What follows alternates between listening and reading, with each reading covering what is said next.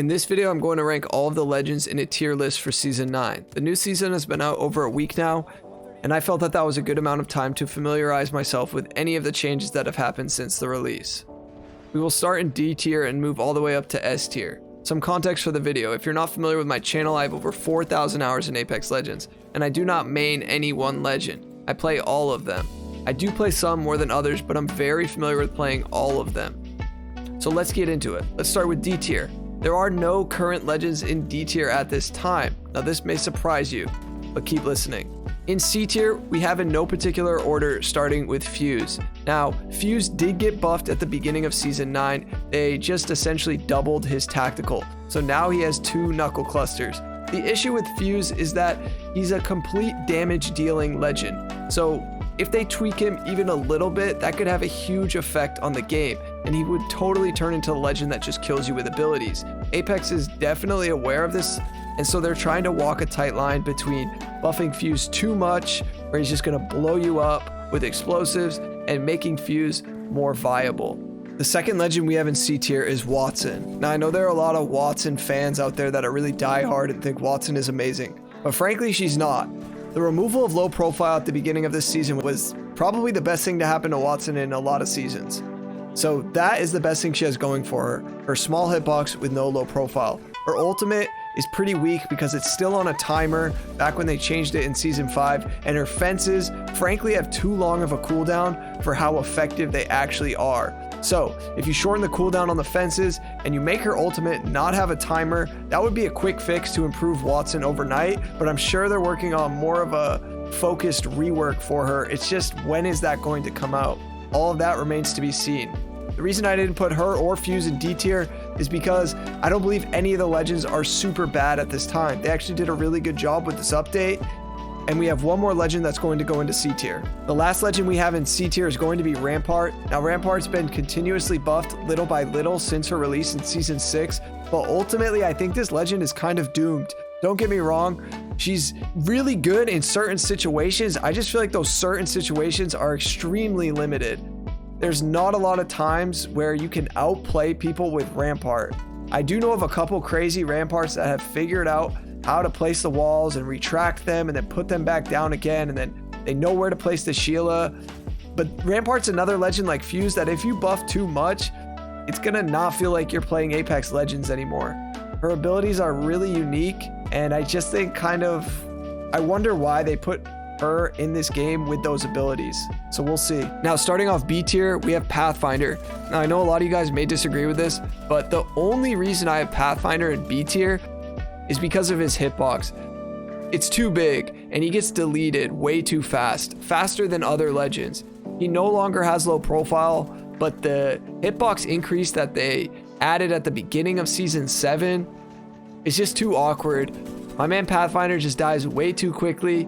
He is by far the funnest legend to play when his kit is like 100% corrected, because he has the best mobility ability in this game, in my opinion, and it's a true show of skill when you can hit crazy grapples, whereas it's different if you're just Octane stimming. I mean, everybody knows how to do that. It's just one motion, one mechanic. Pathfinder grapples are multi-dimensional, and so he's an amazing legend. I would hope in the future they can, shrink his hitbox a little, but I'm not holding my breath that they will, and that's why I have Pathfinder in B tier. Coming in also at B tier is going to be Mirage. One of the best things about Mirage is the footstep audio they recently added. I think it really helps people get bamboozled. And Mirage's invisible revive is also a great passive that he has when it works effectively. I think going against really good players, Mirage is really bad, because good players know who is the real Mirage. They don't get bamboozled very often. And I will say, if you don't see a Mirage decloak, because of the footstep audio that they recently added, it does make Mirage way better, because there's a lot of audio cues going on in your headset, and it just makes it really more confusing if you're not sure who is the real one. But in the higher elos, Mirage doesn't perform that well, and they've said they're pretty fine with that, so I'm not really sure if Mirage will be changed anytime soon. That's why I have him in B tier. And the last legend I have in B tier is going to be Caustic. If you guys are familiar with me, you guys know I play a lot of Caustic. The only reason I have Caustic in B tier, well, I guess it's a couple reasons. One is there's a lot of bugs with Caustic that just seem to get ignored after season after season, whether it's the ultimate not actually doing damage, whether it's the ultimate disappearing, whether it's traps disappearing when they're on doors. There's a lot of bugs. So if you fix the bugs, I think Caustic would be much better. I don't really think those bugs will ever be fixed because they seem to be in the game every season. Now, here's my other issue with Caustic. Since the significant nerf he received in the middle of season 8, they increased the cooldown on his ultimate. I think it's way too long for how much damage the ultimate actually does. So I'd like to see them decrease the cooldown on the ultimate. And to be honest, I'm not one of the Caustic players whining about the gas damage, but I do think if it's going to be that low, that's why I think they should increase the cooldown on the ultimate, or if they want to keep the cooldown that long, they need to increase the gas damage on the ultimate, not the traps themselves. You need to have the ultimate be a little bit more overbearing than the tactical. And I think that's where Caustic could use some love. Okay, moving on to A tier. We have first Horizon. Although Horizon did get significantly nerfed in this update, she's still a really good legend. And here's why. Horizon came out on release in season 7 like extremely overpowered. And since then, they've slightly nerfed her. They've tweaked her and tweaked her and tweaked her. And now she actually is in a good spot where you don't just completely get outplayed just because of the abilities. She has some pros and she has some cons to her abilities now. And I think that there is much more you can do when you're fighting a Horizon than you could before. So I played a few games with her and I still absolutely dominated with her. And I was like, okay, she's finally balanced. Her abilities are very unique. And that's one of the things about when you're balancing legends. It's not necessarily how the abilities work. It's just what are the abilities in their core. And that's why Horizon came out really, really strong, was because of her abilities. And so now they've tweaked them and she's in a great spot. So if you guys think Horizon isn't good, you're wrong. She's in a great spot right now. She's still very viable. And if you were crutching her because she was so good before, well then that's the issue and it's not actually her abilities. So Horizon's starting off A tier and we have a lot more legends to cover in A tier. So let's keep going. All right, we have Crypto also in A tier. Crypto hasn't been changed this season, but he still remains very strong. The main reasons are his EMP, the knowledge you can get from the Crypto drone, his passive, which reads you how many teams are in range within 200 meters, which is so good in ranked if you have a strong Crypto and knows how to play him. So Crypto is just a tough legend to get used to. His abilities are kind of awkward and uncomfortable because he takes you out of yourself and into the drone, and that's just very unique for Apex. But Crypto remains a top tier legend. I've put him in A tier. I don't think he needs any buffs or nerfs. He's very good where he is. And so let's keep going. Also in A tier, we have Revenant. I do think Revenant could potentially be an S tier legend, but the main reason I have him in A and not S is because I'd like to see a little bit of a tweak in terms of his power. I'd like to see his ultimate have some restrictions, but also make up for it in the passive and the tactical. Due to last season with the Octane jump pad and the Revenant totem pushes, especially with the no audio on the Octane pads, it just felt extremely unbalanced. So I do think Revenant is a very strong legend, but I don't necessarily think that without some sort of other ability, he performs extremely well. So that may be kind of confusing. Maybe it's more of my wishes as opposed to what he actually is, but I don't think that any Revenant player is just really good. You gotta know how to play him first off, and there are some cheesy ways to use him, but I'd like to see a shift in power similarly to what they did to Lifeline. Speaking of Lifeline, I also have her in A tier. The reason being is because of the shift in power that they gave her this season. So yes, her revive isn't as strong as it was the previous seasons, but they made up for it by buffing her tactical, by making her tactical deploy faster and heal you faster, and by making her care package cooldown decreased and guaranteeing you upgrades in the care package, whether it's for you or your teammates. So you can't revive your teammates in the open anymore, but if you get them behind cover, you still have an automatic revive. You can res 2 teammates at the same time. It's still a really good mechanic. She's still the medic of the game. So I definitely think Lifeline's still A tier. I know some people are not happy about the changes, but trust me, she's much better off this way. And they also removed low profile, which is amazing for a legend like Lifeline. Also coming into A tier is Gibraltar. Despite all of the nerfs that they've dealt him over the past couple seasons, he's still a really strong legend. And the bleed through damage that they made to his gun shield was a healthy change that was long overdue. It still regenerates in 8 seconds and it tanks 50 damage. That's an amazing passive. His tactical remains strong in all forms of Apex, whether it's ranked, competitive, or public matches, and his bombardment, the ultimate, is still really good. So the only thing I might change about Gibby is possibly decrease the cooldown a little bit, maybe by 30 seconds on his ultimate, just to make up for all of the things that they've nerfed over time on him. He's not a fun legend for me to play, but he still remains very strong.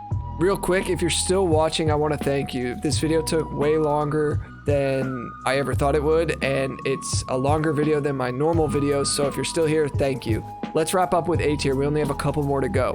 Bangalore. Bangalore is still a top legend. They buffed her smoke because they accidentally nerfed it at the beginning of Season 8, really just with the thickness of the smoke.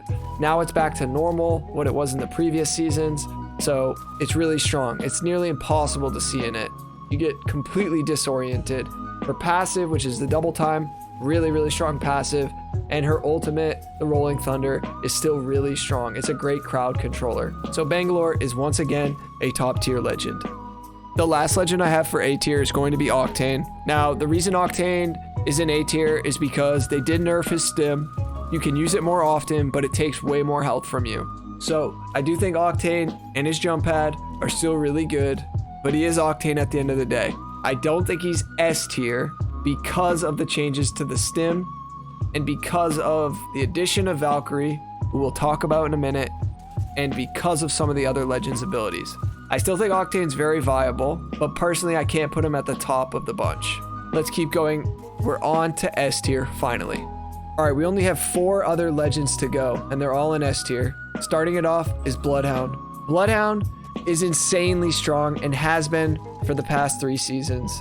Bloodhound's abilities give you information that you would otherwise never get on your own. The game sense that it takes to get the info that a Bloodhound gives you and your teammates so easily without any voice communication is actually absurd.